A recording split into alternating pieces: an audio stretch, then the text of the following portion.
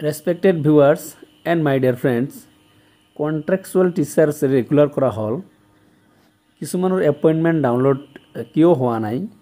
কিহৰ কাৰণে appointment download হোৱা নাই তেওঁলোকে জনালে ৰাজ্যৰ শিক্ষামন্ত্ৰীয়ে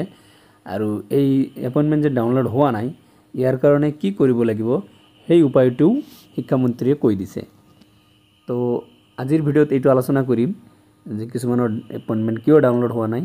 আৰু কেনেকৈ এইটো ডাউনলোড কৰিব লাগে সো ভিডিও হেকলৈকে sub and one request to you এনেকুৱা ধৰণৰ ইনফৰমেশ্যন পাবলৈ চেনেলটো ছাবস্ক্ৰাইব কৰি দিব so let's start the video' শিক্ষামন্ত্ৰী ডক্টৰ ৰণোজ পেগু ছাৰে নিজৰ ছ'চিয়েল মিডিয়া হেণ্ডেলত এই কথা অলপ আগতেই জনাইছে যে ইজিএছ আপগ্ৰেডেড LP স্কুলত কৰ্মৰত সমগ্ৰ শিক্ষা আৰু ৰাজ্যিক পুল চুক্তিভিত্তিক শিক্ষকৰ নিযুক্তি পত্ৰ কিছুমান অভিযোগ পোৱাৰ পাছত পুনৰ নিৰীক্ষা আৰু নিশ্চিতকৰণৰ বাবে সাময়িকভাৱে স্থগিত ৰখা হৈছে এইটো মানে হায়াৰ অথৰিটিৰ পৰাই স্থগিত ৰখা হৈছে মানে পোষ্টপন কৰা হৈছে কিবা এটা অভিযোগ পাইছিল সেইকাৰণে পোষ্টপন কৰা হৈছে ইয়াতে ষ্টেট পুলো আছে আৰু সমগ্ৰ শিক্ষাৰো কিছুমান টিচাৰ আছে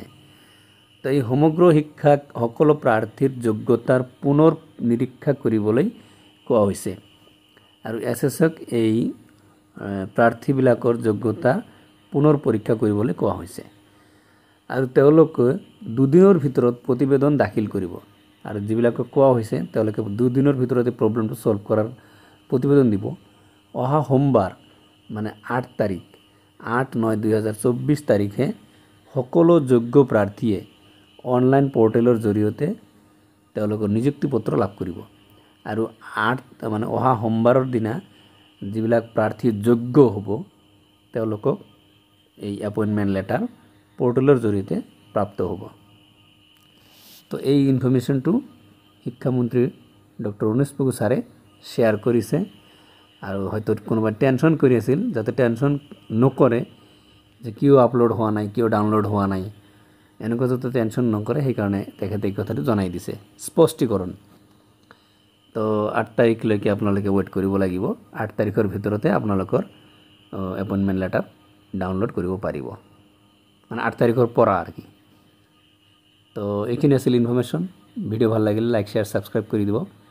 চেনেলটো নতুন হ'লে অৱশ্যই ছাবস্ক্ৰাইব কৰি দিব থ্যাংক ইউ সো মাচ